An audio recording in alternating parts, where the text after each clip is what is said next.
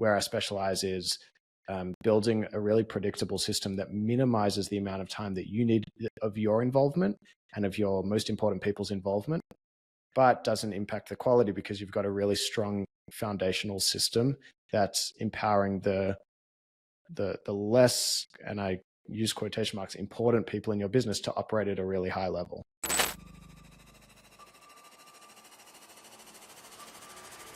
Welcome to the Ecomm Breakthrough podcast. Are you ready to unlock the full potential and growth in your business? You've already crossed 7 figures in sales, but the challenge is knowing how to take your business to the next level. Join Josh Hadley, an 8-figure Ecomm business owner and investor, as he interviews highly successful business owners. Get ready, because you're going to learn specific actions you can take today to help your business reach its full potential and leave a lasting impact on the world. Welcome to the Ecomm Breakthrough podcast. I'm your host, Josh Hadley, where I interview the top business leaders in e-commerce. Past guests include Kevin King, Michael E. Gerber, author of The E-Myth, and Matt Clark from ASM. Today, I have the pleasure of speaking with Eli Lipshatz, aka Lippy. He is the co-founder of Escala and MultiplyMii. And today, Lippy is going to be discussing the most effective strategies and intricate details for scaling e-commerce businesses, how to document your SOPs, and how to actually create something that is sustainable and scalable in order to grow. This episode is brought to you by Ecomm Breakthrough Consulting, where I help 7-figure companies grow to 8 figures and beyond. Listen, Lippy, I started my business back in 2015, and I grew it to an 8-figure brand in 7 years. But I made a lot of mistakes along the way that made the path of getting to 8 figures take a lot longer than it needed to. I made a lot of bad hiring decisions. I had to take money from my own personal bank account in order to go fund payroll because of cash flow constraints. There were times that when COVID happened, I watched our business drop by 90%, and I stressed about whether we were going to be able to survive. I remember wishing for a mentor who could help guide me through the maze of scaling up, somebody who had been there, done that, and could share all the secrets to help me overcome those obstacles. And that's why I've decided to offer that one-on-one coaching and consulting, where I help share the nitty-gritty cash flow frameworks, the sales strategies, and the operating systems that have helped me scale my own business. And because I believe in giving each entrepreneur my undivided attention, I only work with 3 clients at a time. But first, I want to make sure we're a perfect fit, so I offer a completely free, no strings attached strategy audit. And this is my way of showing you just how committed I am and the value that I can deliver. So to our listeners, if this sounds like something that you're interested in and up for, go ahead and send me an email at josh@ecommbreakthrough.com. That's Ecomm with 2 M's. And in your subject line, say, I want to pick your brain, and then let's jump on a call and see how we can scale up your brand. Today, I am super excited to introduce you all to Lippy. He has dedicated the past 3 years to establishing and refining the operations of MultiplyMii and Escala. These service-oriented businesses specialize in assisting e-commerce brands in restructuring their personnel, their processes, and technological infrastructure to facilitate growth and to prepare for acquisition. With that being said, welcome to the show, Lippy. Thank you very much for having me, Josh. I'm personally interested in your in your one-on-one consulting, so I'll have to talk to you about that after. There we go. We're going to have to jump on the call. We'll do a strategy audit after this. That's great. Thanks for having me. You come extremely highly recommended. It was just a couple episodes ago where we had Yoni Kosminski back on the podcast for the second time, because him and I think we could ramble on for like 3 to 4 to 5 hours at a time. But one key thing that he continued to bring up is he's like, Lippy is the main operator. He's the guy you really want to be talking to as it relates to like, here's how you actually implement an operating system in your business for an e-commerce brand to actually scale. So Lippy, I'm curious, like, why are you Yoni's go-to man there, and kind of what's your background? So I don't know if your audience would be familiar with EOS, the Entrepreneurial Operating System. Traction is a really famous book. And in that book, they talk about the visionary and the integrator. So typically we think of businesses as having a CEO, a COO, et cetera, et cetera. In EOS, which is a framework that I think it's adopted by over 2,000 businesses in the US, they have a visionary and an integrator instead of that C-suite. And Yanni and I are kind of the quintessential visionary integrator. He has 100 ideas a day. He's a big thinker. I hate that. I'm saying no to most of his ideas. Like if he can get one thing that I say yes to in a month, that's kind of a good month for him. But he is an amazing strategist. He's an amazing relationships person, and he comes up with really fantastic ideas. And I kind of bring them down into something substantial and something tangible. And luckily, we brought on a third partner who's kind of a mix between us both, and he can kind of be the link between us. But Yanni does have a tendency to get on podcasts and just talk me up, and there's a lot of pressure once I actually come on the podcast. So I hope I don't disappoint. But in terms of my background, so Yanni was actually my boss at an e-commerce brand. We were kind of working in a typical Amazon private label business in 2018, just heading into the gold rush. I came into the business when it was very low seven figures. And within 2 years, we built it up to high seven figures, and we exited that brand. It wasn't my company, so I didn't become the overnight millionaire or anything like that. But we were doing a couple of things really well, and we didn't realize what we were doing was unique at all. So we were hiring offshore Filipino talent that was really high quality, so not the typical VAs, and we were building systems to enable that. And when we exited the brand, we were thinking, what do we do next? And our default was, let's go back into building Amazon brands because that's what we know. But when we started attending the conferences and getting slightly involved in the community, we realized those two skills that we were doing were actually really unique. In e-commerce, people typically have trouble building systems. And because they have trouble building systems, they have trouble building high quality remote teams. And that's what led to MultiplyMii and then Escala, where MultiplyMii is the hiring component. We focus on the Filipino market, and Escala is the system building component. So we've built a lot of knowledge and specialization in those spaces, and it's quite a unique proposition for e-commerce brands because almost no one else focuses on systems, and very few people focus on the Filipino hiring. So it's an interesting space to be in. Yeah, no, I think you definitely have a huge niche in the market, and so many business owners, that's kind of their weakness, right? Is like, how do I scale out my team? I'm really good at thinking of new product ideas. I'm really good at thinking of ways I can go sell those products. That's why I've created a 7-figure business just on Amazon or TikTok or wherever that platform is. But then when it comes to like building out a team, a lot of people have never led an organization, right? So it becomes very challenging. So I'm really interested to hear from you, Lippy. When people reach out to you through either Escala or MultiplyMii and they're interested in your services, what are some of the mistakes that you see those brand owners making in their own business? And how do you think that they can correct these things if they want to scale up their business to 8 figures and beyond? Yeah, it's a great question, Josh. E-commerce is a really unique industry because in most industries, when you start a business, it's either through venture or friends and family.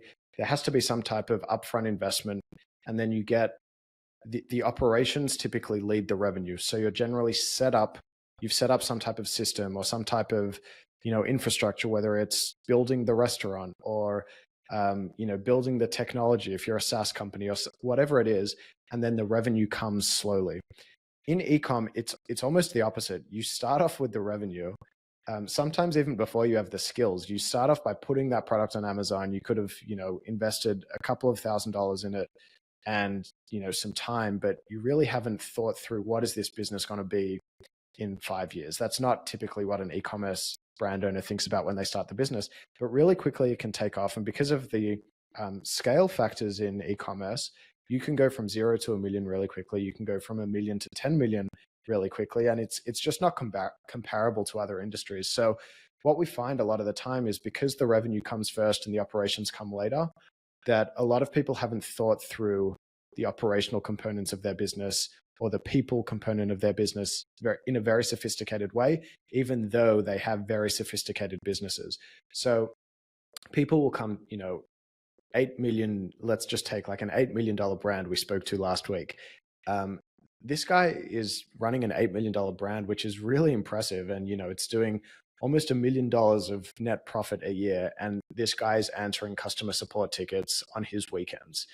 And that's not a rare case. Like, that still happens very frequently, even we're into the second decade of e-commerce, and that's a pretty common occurrence. And it's because the mindset of an e-commerce founder often doesn't evolve at the same pace as other places, because they're still in that scrappy mindset. And a lot of the time that scrappy mindset is actually, it really serves them, but then it does get to a point where it no longer serves them, where they've got so many of these small tasks that they do that they think, why would I delegate this? I can still be the one doing it. It only takes me 15 minutes a week, or it only takes me 10 minutes a day. Like, I just won't delegate this.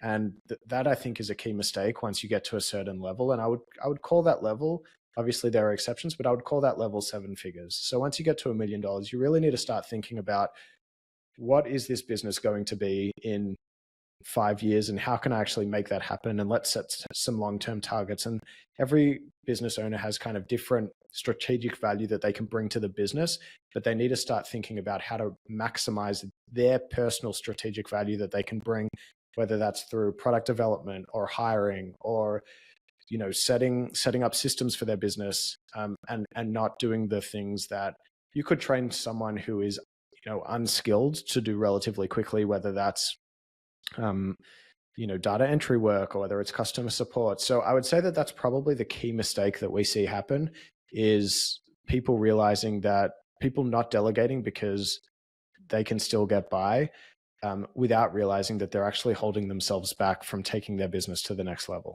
Lippy, I love that. And, one of the things that I think that I highlight from what you just shared is that it's those 15-minute tasks that you're like, hey, this is super easy. This is, I can do this real quick. It doesn't take me a whole lot of time. The problem is the number of those tasks really start to add up. And so even as I speak with people, that's kind of what I see as well, is that they're like, hey, well, I'm doing this. I don't have a customer service person because it's so easy. Like, I've already got all these message templates and I can just plug them in. And what ends up happening is, like, then they just get bottled down with all of these administrative tasks that, yes, are relatively simple, but then it distracts them from really focusing on the most important things, which are like the big levers in order to continue to grow and surpass what you're currently doing. If you suffice with what you're currently doing and you're like, I don't want to scale, I don't want to do anything else, then don't listen to the rest of this episode, because then that's fine. Just do everything yourself. But if you have ambitions to, like, hey, I see so much more potential with my brand, I know we could cross 8 figures, we could go even higher, then you really need to get really good at identifying, where is my time going? Yoni actually shared a really interesting insight on his podcast episode where he said, like, I color code everything on my calendar every single day. Like, this is what I'm doing. This is where I spend this time. And then that way you can look back and say, like, where is my time going? Am I actually focusing on needle moving tasks in my business, or am I caught in the thick of thin things, following up with emails, stuck in Facebook groups, messaging people? Like, what is it that you're doing on the business? So with that being said, Lippy, my question would be, all right, well, if I'm going to give up customer service, if I'm going to give up the simple 15-minute task of creating a new campaign for my ads on Amazon or whatever that is, what should I be doing with my time instead? That's a great question. And the honest answer is that it's going to be different for every single person, depending on mainly their skill set, but also their business situation. So if you're a person who came into ecom because you love building products, that's what you love to do, and you find yourself bogged down by optimizing PPC campaigns and answering customer support tickets and, managing people sometimes, then it is your duty to the people in your business and to this future success of your business to find a way to maximize the amount of time that you're spending deep in the weeds of thinking through a product. Now, that is applicable if you're the engineering type, but maybe there's a different founder who's the total opposite of that. And what they love to do is build, listing images, and they love listing optimization and thinking through, how do I increase conversion rate? How do I increase click-through rate? So I think it's about, for every founder, finding their personal flair, their magic that they can bring to a business, and maximizing the amount of time that they can do that. So anyone who's kind of going through these types of sufferings in their business, and I think everyone does at a certain stage, and you never get out of them. You realize you get out of them, but then 6 months later you're back in them. So I read a book that kind of changed the way that I think about all of this, called Deep Work by Cal Newport. He really simply kind of tells you how to figure out when you're doing deep work versus when you're doing shallow work, and some techniques for making sure that you're maximizing the amount of time you do deep work, because you could have an empty calendar but still only do lots of shallow tasks. So I would recommend reading that book. But one of the things he says is a way to quantify deep work is by saying, how long would it take me to train a university graduate to complete this task? And think about that in months. So if there's a university graduate, how long would it take you to train them to optimize a PPC campaign, versus how many months would it take them to learn how to build a beautiful product in whatever category that your brand is in? So that's kind of a way to think about where you can maximize your effort in terms of setting up the business for future success. Makes sense. And I think that, just to give people even more examples, one thing that I walk people through is called like the taxonomy evaluation, right? Which basically means you've got endless levers that you can pull in your business, truly endless. You could optimize your COGS. You could negotiate back and forth with your manufacturer to lower your cost of goods sold, okay? You could also spend time trying to drive external traffic to an Amazon listing, or create a sales funnel and focus on Shopify off of Amazon. You could also spend time creating new products. You could spend time optimizing existing products. You could spend time focusing on Google ads, going into Amazon and PPC. So like the list goes on and on. So there's no shortage of what you can be doing in the business. But one thing you really need to focus on is like, which lever, if I pull on it, will provide an outsized return based on the effort that I need to put into it, which basically means like whatever is your core expertise, right? It's something that brings you a lot of fulfillment. It brings you energy. You're like, I can do this in my sleep. Now, customer service may be something you can do in your sleep, but is that a needle moving activity? Is that going to ROI on the business and say, because you're crushing it with customer service, your business is going to double? Probably not. But let's discuss, what are some of those things that could double your business? What if you focus on scaling out your sales channels, your distribution channels, right? Maybe that's getting onto TikTok Shop, or maybe that's getting onto the Flip Shop app, or maybe that's getting into, Temu or Shein, or expanding, getting into retail stores, right? That's one avenue that could really impact and have an ROI in the business. Coming out with new products, right? We're always one product away from the next home run that's like, oh my goodness, this thing's just off to the races, right? So coming out with new products. What about marketing? Coming out with influencer campaigns, right? And say, if I can create a process to find influencers, then those guys can go out and they're the ones driving the traffic to my listings. Can I create a process around that? So those are just some ideas and examples of like, here are ways that you could really scale your brand with needle moving activities. Lippy, anything else you would add to those? Yeah, I'll be honest with you, Josh. Like our expertise is less on the ecom side. I speak the language, but I've been working very closely with e-commerce founders for a long time now. But where our specialty is let's say you, Josh, come to us and you say, I want to focus on getting into Temu, but I don't have enough time because I spend 2 days a week doing whatever it is, PPC optimization, or I spend 2 days a week managing my team through this very basic like product development workflow. how do I systemize that? And then that's when we could come in and say, well, here's how you systemize that.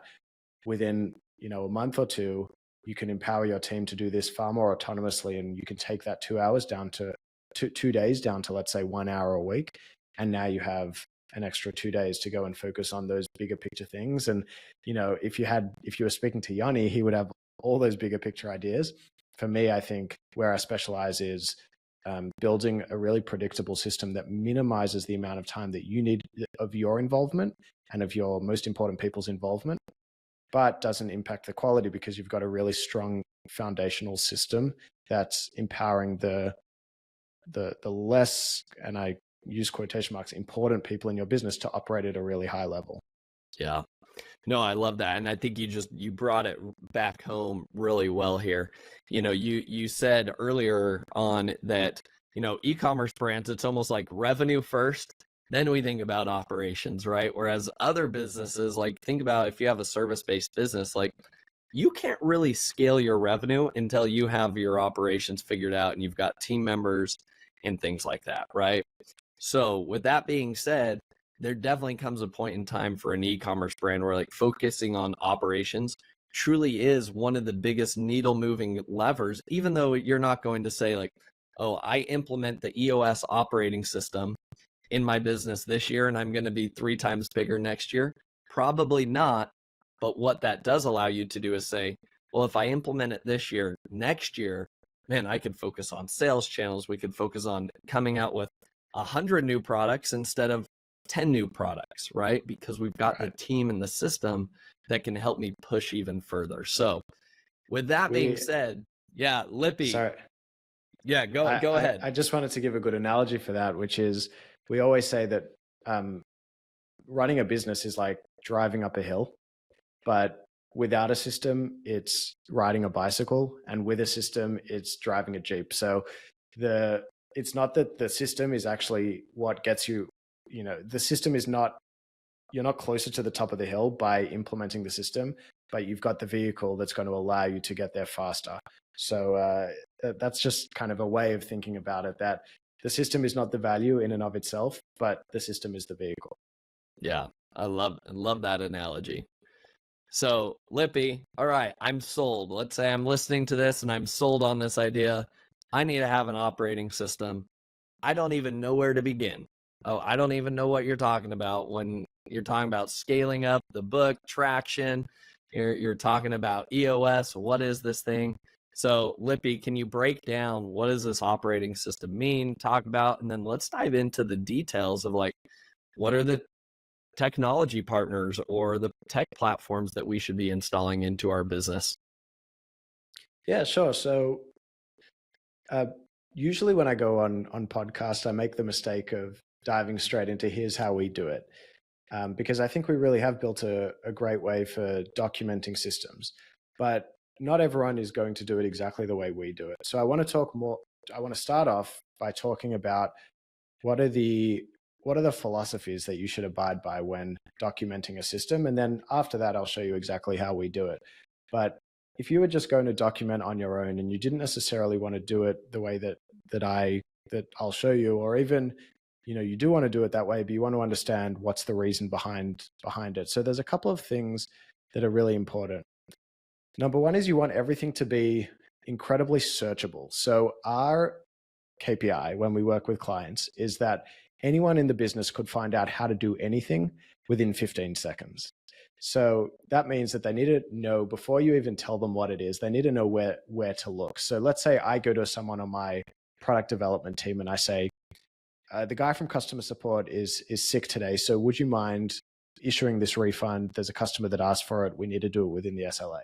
They've never issued a refund in their life, but they know where to go to figure out how to do it within 15 seconds. So it needs to be searchable, and that search needs to be very intuitive. That's the first thing.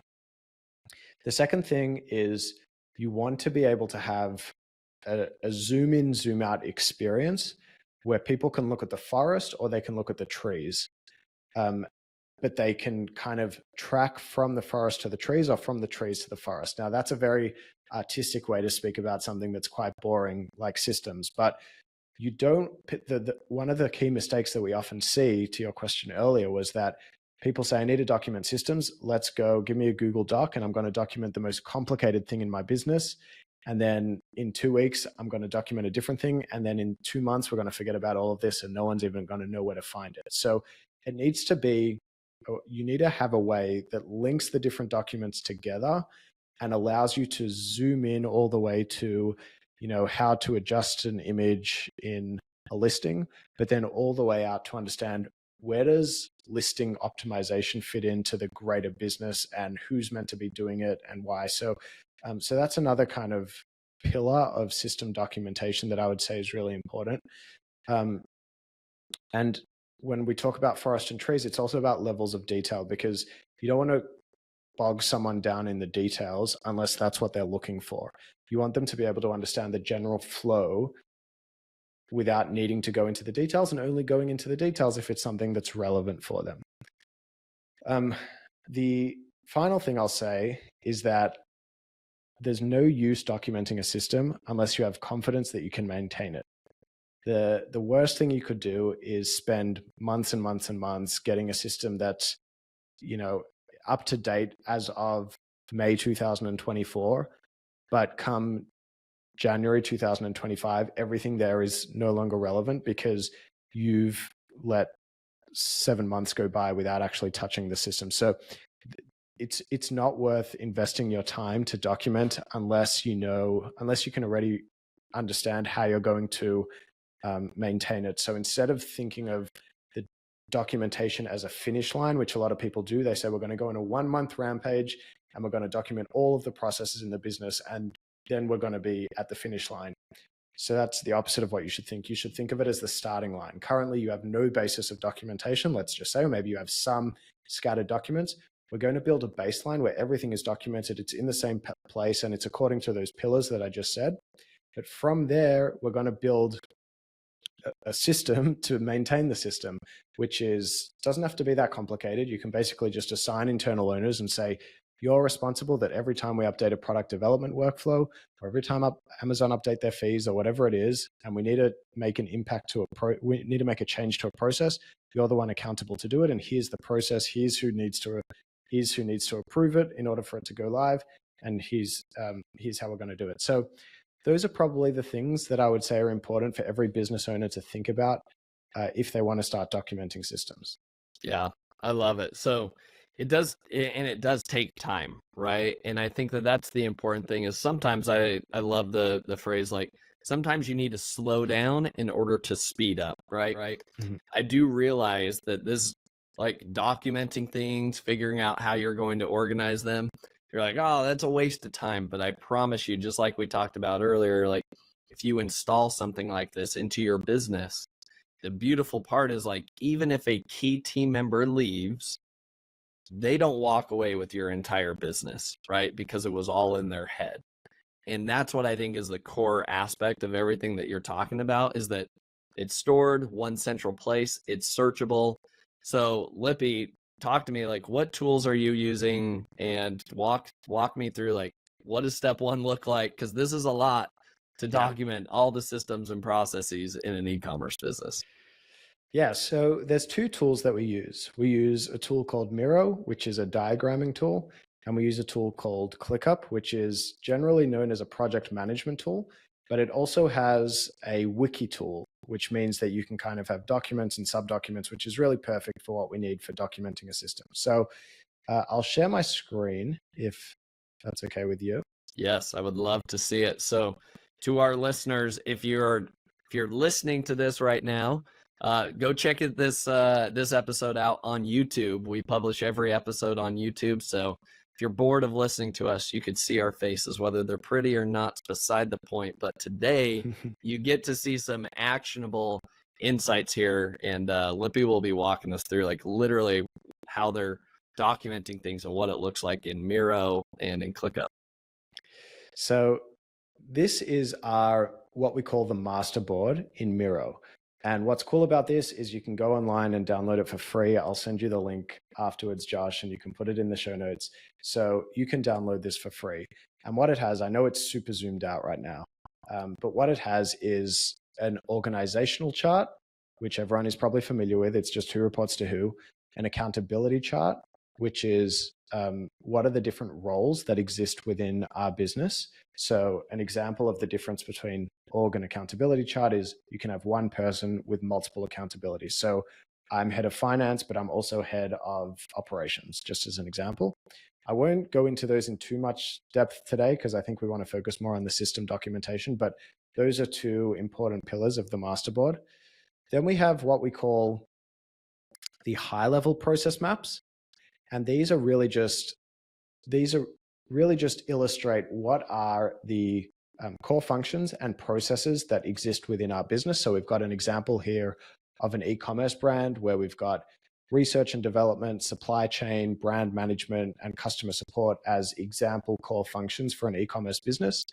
And then the processes within, let's say, brand management would be product listing creation, product marketing strategies monitoring, product performance management. So these are going to be different in every business, of course, but these are essentially the different processes that exist within the business. And when you're thinking of documenting this for yourself, it's really just brainstorming. There's not a crazy science behind how do we actually divide each of these. I mean, you could get into it, but really it's just brainstorming. What are the high-level processes that exist within our business?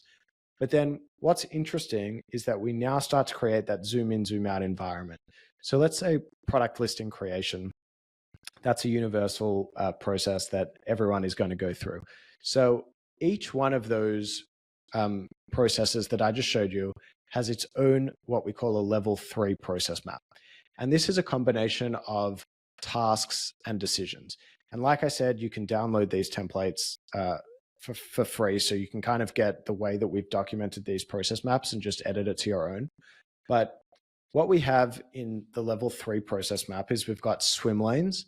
So a swim lane is who are the people that are actually involved in these tasks, in the tasks that make up the process. So in this case, for listing creation, we've got a graphic designer, we've got a listing specialist, a copywriter, and a brand manager. Then what we've got is different colors for different types of tasks. So let's just say a light blue is going to be a regular linear task where it's step by step by step, but then an orange box is going to be a decision. So review and approve creative assets and copy. That's not necessarily something that you can document as step 1, you do this, step 2, you do this, step 3, you do this. You need to document that differently because instead of documenting the task or the steps, you're actually documenting what are the different factors that I should consider when making this decision. And that might link to things like, blogs or YouTube videos or podcasts of here's how to know whether you've got your listing images right. So it's less that it's a different style of documentation, but we still want to have it all in the same place. And then a couple of other things to notice is we have these on-page connectors that basically just make the process map slightly more readable. So we don't have arrows going everywhere. As much as possible, we aim to go from left to right, top to down, so that the process map is kind of intuitive to read. So in this instance, we go from product sign-off, so that connects us to the previous process map. And then, everyone's going to have different tasks at this point, but for this brand, it was create the listing images and upload them to Salsify. At the same time, the listing specialist performs keyword research and submits it to the copywriter. The copywriter prepares the listing and the enhanced brand content copy and uploads it to ClickUp. So this is going to be slightly different for everyone else. The way that we recommend doing this is not documenting how you would like the process to be, but documenting how the process actually is by interviewing your team or actually getting them to document it themselves, so that you can kind of get this process map. And just linking it to what I said before about not needing to get bogged too down into the details if you just want to get a general sense for the process, this gives you a snapshot of kind of how it works. Does it tell me where I need to click in order to set the listing live? No, it doesn't, right? It's not that level of detail, but it does kind of show me who does what and when and what's the general chronology of the task. And let's say I was onboarding a copywriter. I could come here and say, hey, you're the new copywriter. look at all these process maps and you get a general sense of which tasks you're involved in. Like, hey, look, you're here in the product listing creation process. You're also in the packaging design process. You're also in the instruction creation process. So it's it just gives everyone like a general overview of who does what and when. And it's a great way to actually, we have a sandbox environment that we create next to the live environment where if we're thinking of moving some things around, we want to kind of free up someone like we were talking about before. We say, hey, instead of you being here, let's drag you down so you're only at the approval stage, and we'll delegate this to someone else. So it's kind of, when you get to that level, when you get to that baseline, it's kind of cool that you can use this to actually, like, you know, re-engineer your process maps. So this is what we call level 3, right? We then go a stage deeper where we're no longer going to be using Miro. We're now going to be using ClickUp. So if I click on this where it says perform keyword research and submit it to the copywriter, I'm going to open up ClickUp. And this is going to link me directly to our wiki that we've built, which follows the exact same hierarchy as the process maps. So if I look here, right, I'm just zooming into the sidebar. It's going to show me all of the SOPs. So create listing images and upload to Salsify. That's 3.1.1.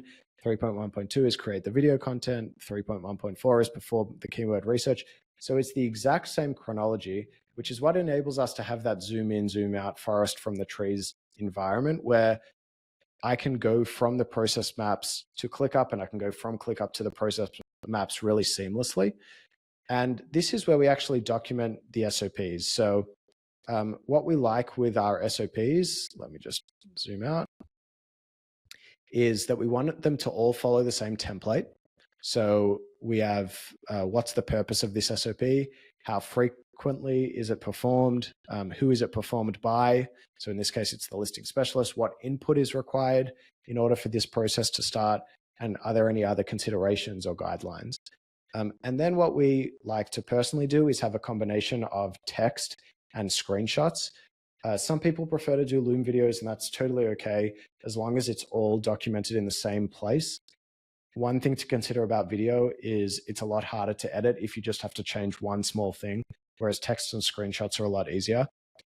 So here is where you get basically those click here details.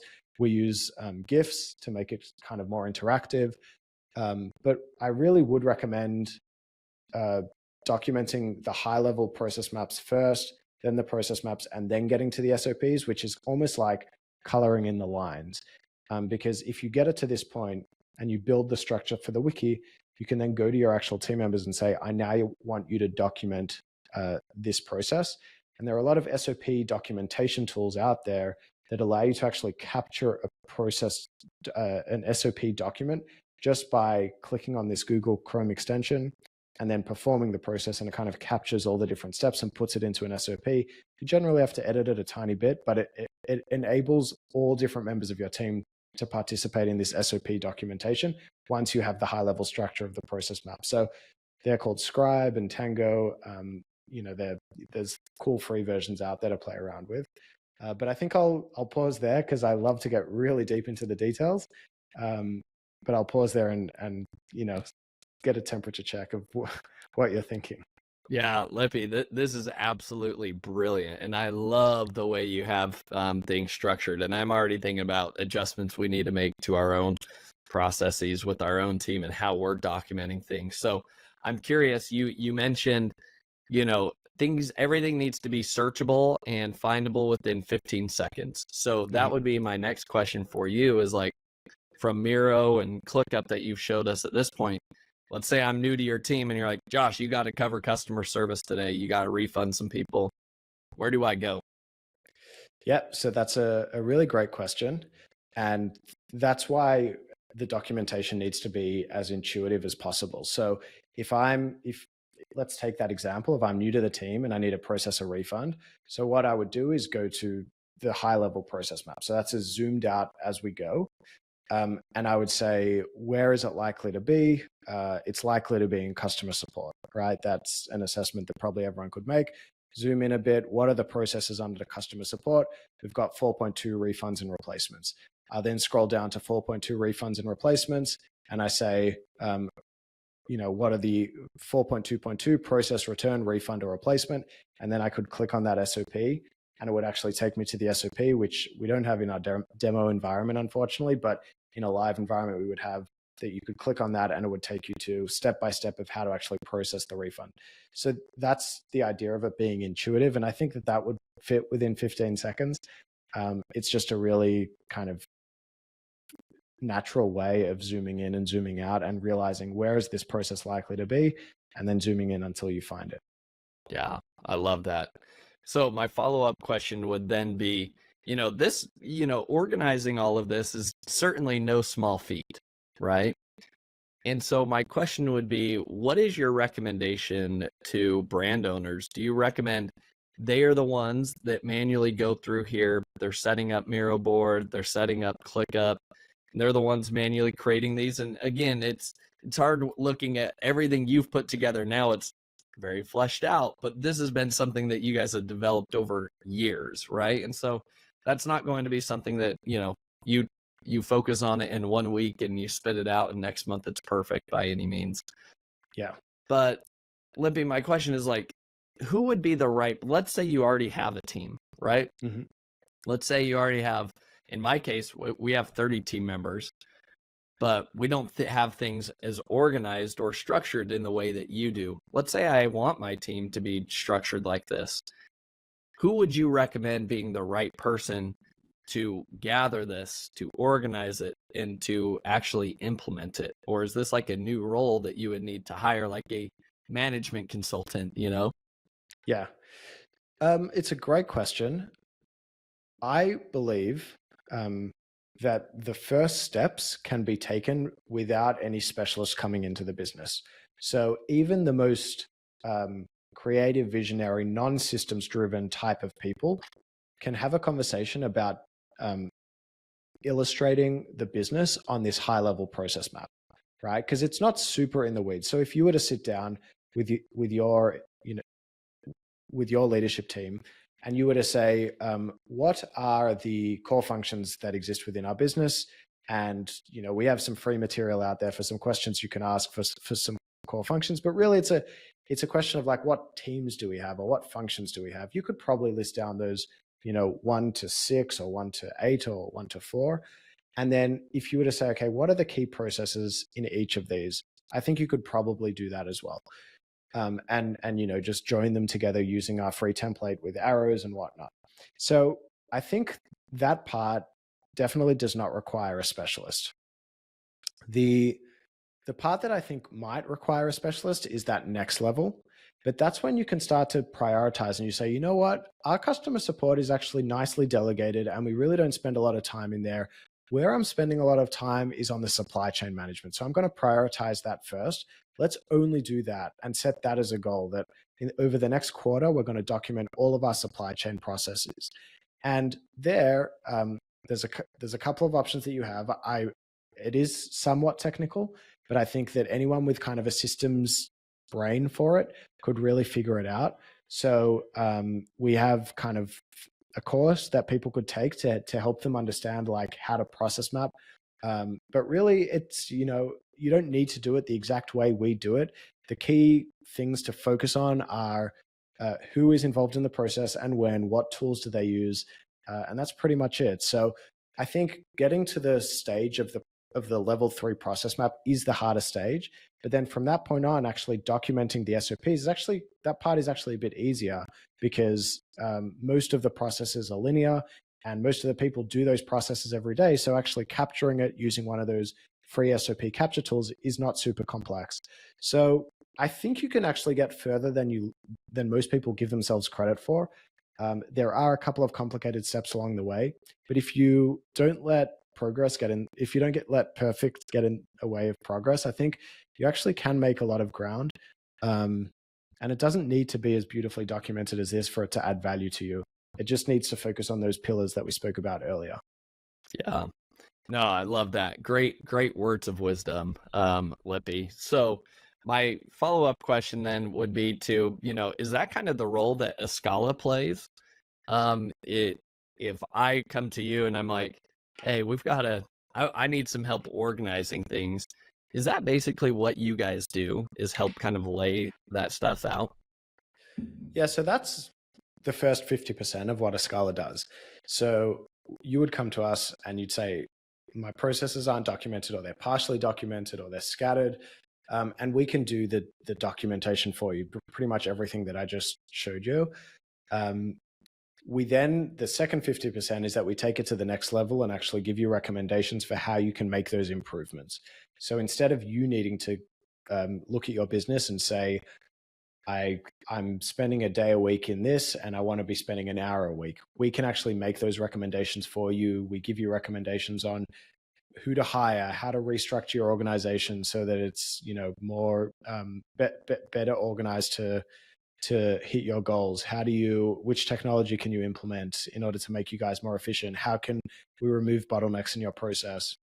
So, but the documentation is the main deliverable out of all of that. It's just a future state documentation rather than a current state documentation. Yeah, makes a lot of sense. Love that.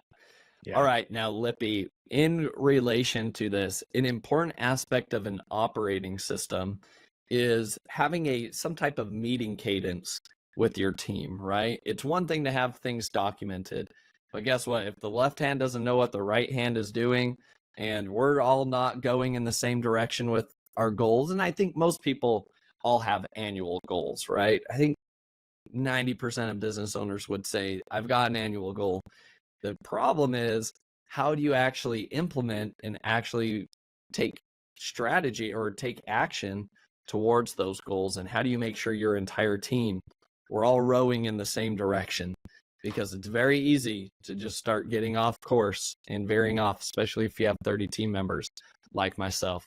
So, Lippy, what is the ideal meeting cadence look like for an organization? It's a great question, and I would be lying if I said that we don't change this every single year. So we haven't come up with the perfect solution, but I think every year we optimize more and more. We started with EOS, which is that you have a weekly L10. It's called, L10 is like a leadership 10 out of 10 meeting or whatever it is. And it has a really clear structure. And we took the elements that we liked out of that structure into what we have today, which is a weekly 45-minute meeting. We have one with MultiplyMii and one with Escala, where there are clear metrics that we go through every single week. So we have someone prepare the deck for us.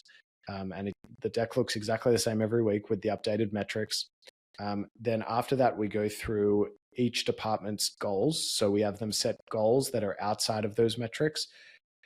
We recently updated those goals to be 6 months, the cadence to be that you set new goals every 6 months instead of 3 months, because we were finding that if you set goals every 3 months, we were spending too much time planning and then reviewing. It was kind of like a month on either end, and then you had a month to work in the middle. So we extended that to 6 months. Every week, every department head reports on whether their goals are on track, off track. It's not a deep dive analysis. It's just, am I on track? Is it at risk, or is it off track? And if it's off track, then it becomes what we call an issue. So we do the metrics, then the rocks, and then we give everyone the opportunity to raise issues. We used to have longer meetings and actually discuss the issues on the call. We've now evolved and we just identify the issues on the call and set up the small task forces in order to solve those issues. So that's one meeting that we have every single week.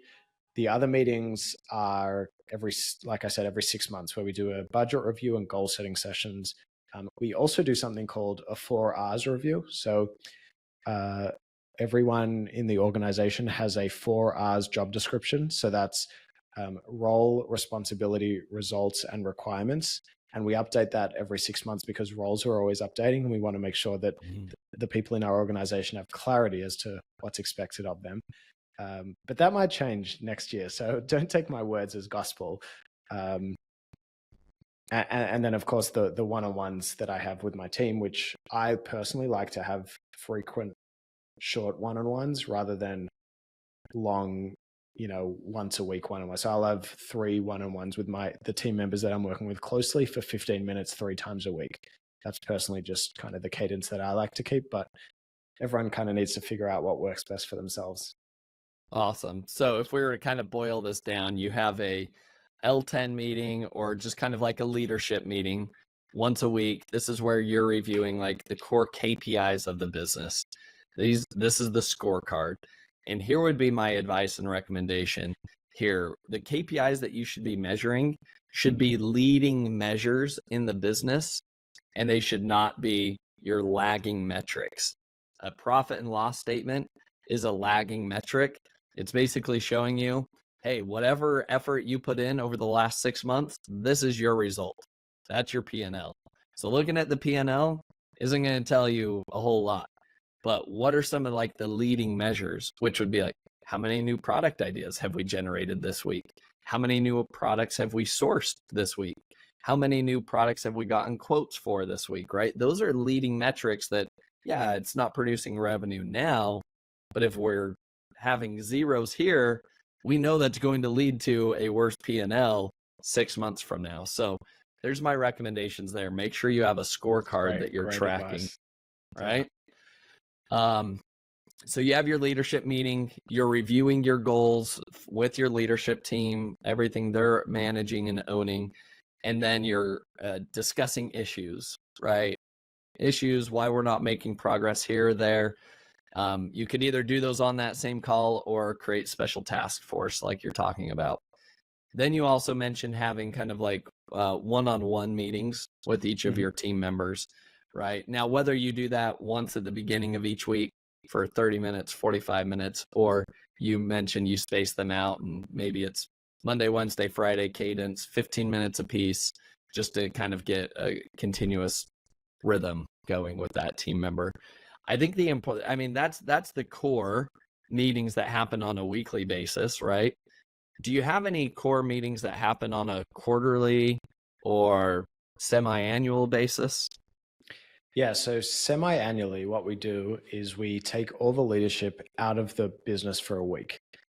And separate note, but that's a really interesting exercise, because if you can do that, it's kind of a sign that you've got a fairly systemized business. If you can totally remove the most important people, and the business, a lot of the time for us, the business does actually really well in that week. So that's kind of a sign to us that we should be taking more vacation. But what we do during that week is we start off by reviewing the previous 6 months, and then we look at the budget essentially for the upcoming 6 months. So we set an annual budget, but if it's in essentially June, where we're previewing July to December, we kind of look at the budget and make any updates. Who are going to be the key hires? Are there any key projects that we're working on? Are there any key investments? And then we set the goals. And I think we've gotten better at trying as hard as possible to isolate the strategic planning, because the worst thing that can happen is you start working on a project and then you realize we weren't actually strategically aligned, and now we need to spend a lot of time strategically aligning. Whereas if you are strategically aligned on what the goal is, then for the next 6 months, you can be head down executing. And that's kind of the environment that I think all business owners want their teams to be in. So we spend a few days on setting those goals, making sure that we have a formula for how we write them, where the important components of that is that you want to describe the future. So Amazon have a PR FAQ where they kind of write a press release and an FAQ section for something years in advance. And that's kind of how they brainstorm launching a specific program or whatever it is. And I really liked that they were kind of manifesting the future in a way and describing the future in such detail. Instead of saying, we're going to try to do between this and this, it's like a press release on the day where you've succeeded.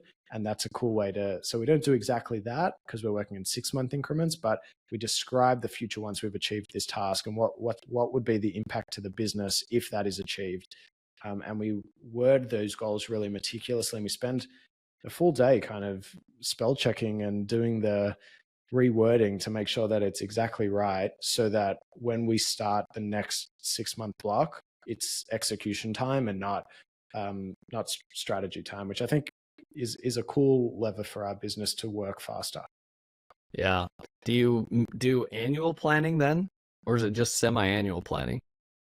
So in terms of the goals, it's semi-annual. The main thing that we do on an annual basis is, approving the budget for the upcoming year. But I just want to emphasize again, like we're a 4-year-old business, and even though we do focus on systems, we're always evolving these things, and we haven't got it down pat. And I don't think anyone ever does. You know, everyone is always improving. And if you're a business owner listening out there, listening to this and saying, wow, that's so unrelatable to me because my business is a mess. Well, like, I'll tell you the truth, like our business is a mess in some ways as well. And we're the ones who focus on systems. So I don't want to discourage anyone, but I do want to give you kind of the insights. So, which is why I'm speaking with confidence, but in reality, I'm like, I hope this is still our process next year. And I'm not going to listen back to this and say, I gave everyone terrible advice. Yeah, well, I think that's important. I mean, it's the same thing for myself, right? You're always learning and growing in your own business. You're constantly making tweaks and refinements. Nobody has the perfect system. And if they do, you know, then they're probably lying to you, because everything's evolving in the world. And the change, the rapidness of change right now is only increasing, and needing to pivot on an ongoing basis is getting more and more vital to any business. My last question for you, Lippy, is do you have any like monthly team meetings or anything like that? Nothing operational. We have cultural team meetings. So our team is almost entirely in the Philippines, and they work from home in the Philippines. So we take that stuff really seriously. Team building exercises, you know, kind of like employee of the month style awards, just celebrating like different, you know, birthdays, anniversaries, different things like that is really important for us to invest in. But yeah, the monthly cadence is pretty much just for that. And then I guess we do track some KPIs on a monthly basis, but that's covered in the weekly meetings. Awesome. I love that. Now, I know we're coming up on time here, but any quick hitting wins that you could share with us for managing a remote team, knowing that the majority of your staff is in the Philippines? The number one thing is the systems. I think that the most underrated component of whether you're going to succeed when onboarding remote teams is whether there's predictability in your system. Because if you can't swivel the chair, or if you're not on the same time zone and you can't just easily talk to someone, you need to rely on something. And you know, it takes time to build that trust. So the baseline is the system. So I think system is probably the number one. But then the number two, I think, and this is my personal preference, but I really prefer multiple short meetings rather than, you know, single long meetings where everyone kind of gets distracted really quickly. So we rank our weekly meetings at the end of each meeting, and we've got kind of a rubric. And one of the criteria is engagement, and it's kind of like a 0, 1, or a 2. And a 0 would be, you know, the team wasn't engaged at all. But a 1, which I think is sometimes more dangerous, is I could stop paying attention for 60 seconds and I wouldn't feel like I've missed anything. And you don't want to be having meetings like that so much in a remote environment, because that's when people start to feel the Zoom drain. And there definitely is a trade-off when it comes to remote teams. I'm not one of those people who think that in office is like all bad. You know, I think that you do miss out on a lot. So the way to replace that, I think, is by always trying to have as many of your engagements as possible to be super quick and fun and intense. Like replace that intensity rather than just having everything kind of spread out and scattered and laid back. Yeah, I love that. Those are some great ideas, tips, and recommendations. I would agree with all of that. Now, Lippy, as we wrap things up, I love to leave each episode. I love to leave the audience with 3 actionable takeaways from every episode. So here are the 3 actionable takeaways that I've noted. Lippy, let me know if you think I'm missing something here. Okay. So action item number 1, as a business owner, especially in e-commerce, you've probably already produced a lot of revenue, okay? But you probably don't have that operating system in place, or you're trying to figure out, like, do I need to hire VAs or do I need to hire staff? How do I go about doing this? And the first recommendation is that law of delegation. And we didn't really dive into this too much, but here's the rule of thumb. If somebody can do the task that you're currently doing, even if it only takes you 15 minutes, if they can do it 80% as well as you can, it needs to be delegated. Okay.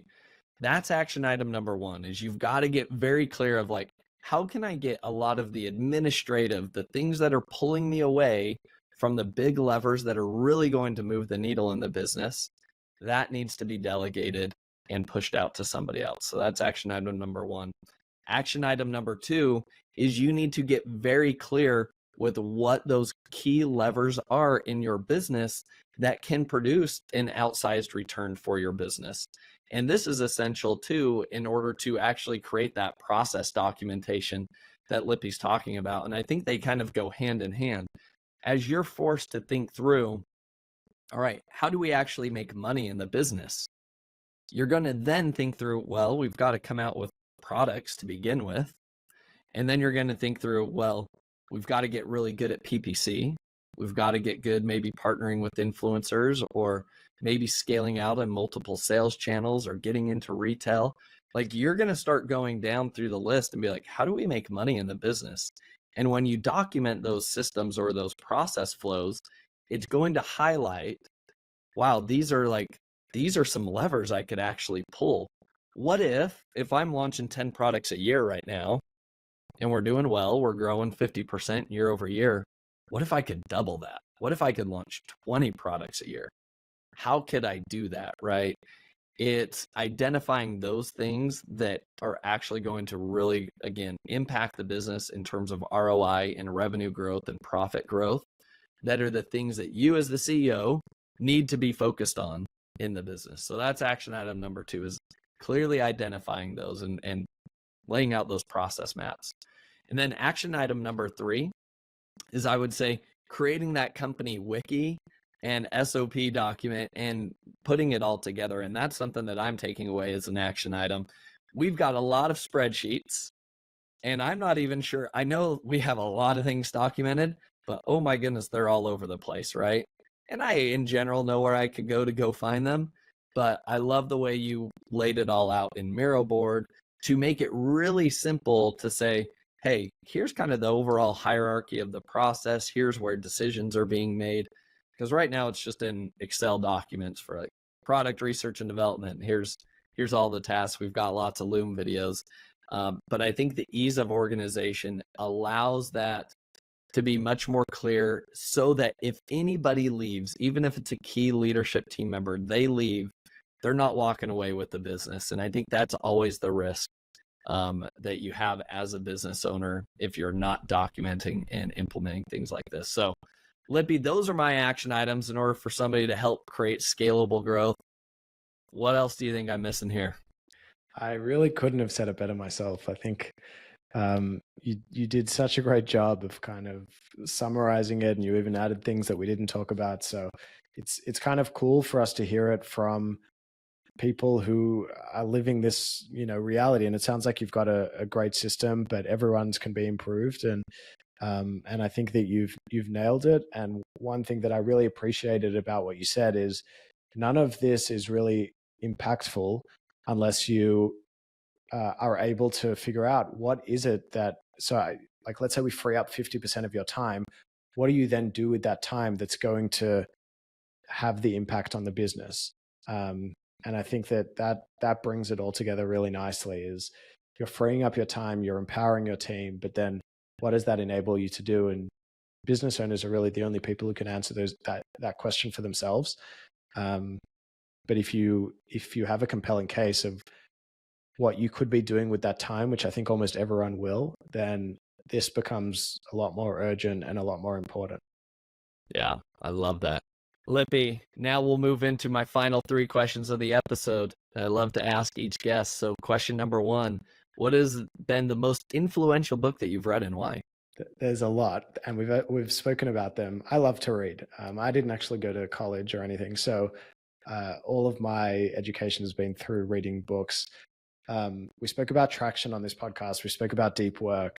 One book that really stuck with me, which I'm sure a lot of your audience has heard of or has read, is Working Backwards. That kind of meticulously walks you through the Amazon culture. And I don't think the right approach is to read it in order to implement it, because what works at Amazon is not necessarily going to work in your business. But read it and understand the kind of the core elements that you liked, so that you can get inspiration for how to improve your own system. And I just found it a really entertaining read as well as very educational, and that there are different components that we've implemented in our business. So that would be the number one for me. And I've actually read it twice. I really, really loved it. That's awesome. I have not read that book, so I'm adding that to my list. Great recommendation. Now, Lippy, what are some productivity tools or software tools that you think our audience probably hasn't learned about, or something that could be game-changing for them? Yeah, so we spoke about Scribe and Tango, which are kind of those SOP capture Google Chrome extensions where you turn them on and they kind of capture your process in the background. Those are really cool. There's another one that I personally love. So you mentioned that Yanni color codes his calendar. I do that as well. And for each color, it kind of assigns it to a different, it tags the activity essentially to a different category. And then what you can actually do, if you go into your Google Calendar, on the right-hand column of your calendar, you'll be able to see the breakdown, or maybe it's on the left. You'll be able to see the breakdown of your week, where for me, it will say you spent 12 hours doing deep work. You spent 4 hours on travel. You spent 4 hours exercising, because I plot my exercise in there as well. You spent like 6 hours on non-work events, which I put in there too. So I really love that. I don't look at it every single day. It's the type of thing that I review like once a month or even once a quarter. And I'll say, in February, I actually got much more deep work done than in March. What is taking my time? What are the detractors? So it's a cool kind of self-help tool that you don't even really need to think about it. It doesn't take that much effort to tag your events. And most of your events are probably recurring anyway, so you just tag them once. And then you realize at a macro level, where are you investing your time and what changes would you like to make? I love that. And you're saying all of this works just within Google Calendar? Yeah. And it's, part of the free version, I think. Okay. Well, I'm going to look into that, because I like the idea of being able to see like percentages there within Google Calendar. So that's going to be another one of my tips, because I'm a big fan of like, everybody should be doing like a time study, right? On a regular basis, ideally quarterly, to be like, where is my time going? How do I offload tasks so I can focus on the most important things in the business? Absolutely. All right. Final question. Who is somebody that you admire or respect the most in the e-commerce space that other people should be following, and why? So other than you, of course, someone that I really love to follow, his name is Tyler Wallace. I'm not sure if you've heard of him. No, I have not. Tyler used to work at Amazon for a long time, and now he helps other people build their brands, and he releases amazing free tools. I mean, now Tyler's a friend, but he had a podcast called Think Like Amazon, which was about the time where I read Working Backwards. So I was kind of loving this Amazon wave and wanting to go deeper and deeper into how they operated internally. And he would interview different ex-Amazonians about a different, pillar of the Amazon culture. And I just love that podcast. And now he writes a lot on LinkedIn, and you mentioned lead and lag measures before. Like, he released a whole series of how to actually quantify your Amazon business in lead measures and lagging measures. So he's a great follow, and I'm rooting for him to get his podcast back, because I really missed it. I love that. I have not heard of him before, and I'm already excited to go follow lead measures. Love it. Lippy, this has been amazing. Lots of actionable strategies that you shared today. Thank you for your time. If people want to learn more about you, they want to learn more about Escala, MultiplyMii, where can people go to reach out? So I'm very active on LinkedIn. So everyone calls me Lippy, but Eli Lipshatz is what you should search on LinkedIn, and shoot me a message on LinkedIn, and I'd love to connect. If you want to learn more about Escala and MultiplyMii, you can speak to me, but probably the best way to do it is to just go through the website, and that way you'll get to speak to someone who's not the operations minded, but actually can sell you the dream, which is probably what you want to hear. But you can reach out to me for those things as well. And something that I will add is that we've released an Escala course too. So there'll be we'll set you up with a discount code. We're celebrating Escala's 4th birthday, and we're running kind of a promo around that as well. And that runs through literally everything step by step. I think it's almost 8 hours of me just talking into a microphone with a lot of templates and kind of walking you through exactly how we do what we do. So if you're interested in giving it a crack by yourself rather than working with Escala to do it for you, it might be worth checking that out too. Love that. Lippy, thank you so much for your time and joining us on the podcast today. Thank you very much. This was a lot of fun. Thank you for listening. Visit EcommBreakthrough.com for more information. If you've enjoyed today's episode, the best way you can show your appreciation is by clicking the subscribe button and quickly leaving a review. See you again next time.